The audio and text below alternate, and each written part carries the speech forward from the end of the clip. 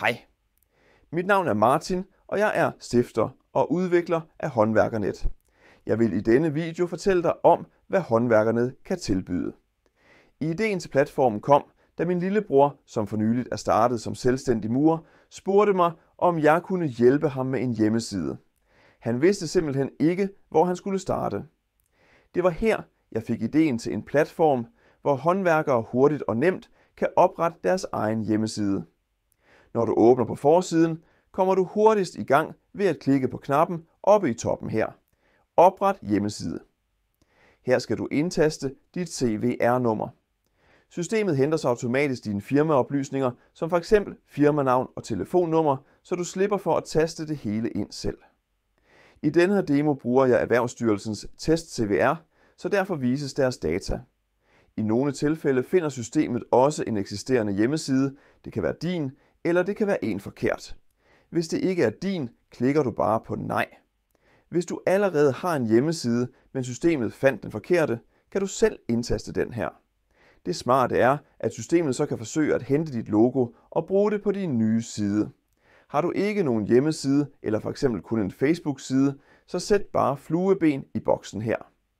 En Facebook-side tæller ikke som en hjemmeside. Klik på næste for at fortsætte. Det sidste trin er at oprette en bruger, så du kan logge ind i kontrolpanelet og redigere din hjemmeside. Indtast din e-mail og vælg en adgangskode. Klik derefter på Opret. Nu oprettes din hjemmeside. Det tager kun et øjeblik.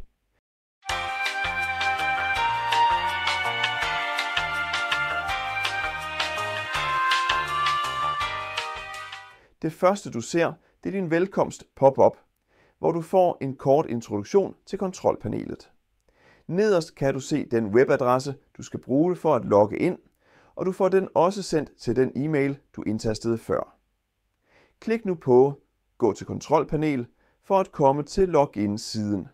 Her logger du ind med den e-mail og adgangskode, du lige har oprettet.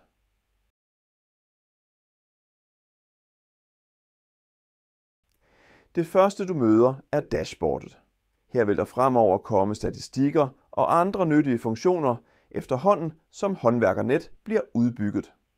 Klikker du på sider, kommer du ind til redigeringen af dine sider. Systemet har allerede oprettet en forside og en områdsanside, så du har et godt udgangspunkt. Jeg vil ikke fortælle så meget mere om kontrolpanelet i denne video. Du er velkommen til at klikke dig rundt herinde og rette i sider eller oprette nye sider. Du kan fx også vælge et andet tema til din hjemmeside under menupunktet Hjemmeside. Har du spørgsmål, er du meget velkommen til at kontakte mig på kontakt@haranværkernet.dk, og ellers er planen, at jeg vil lave en mere gennemgående video af selve kontrolpanelet i en anden video.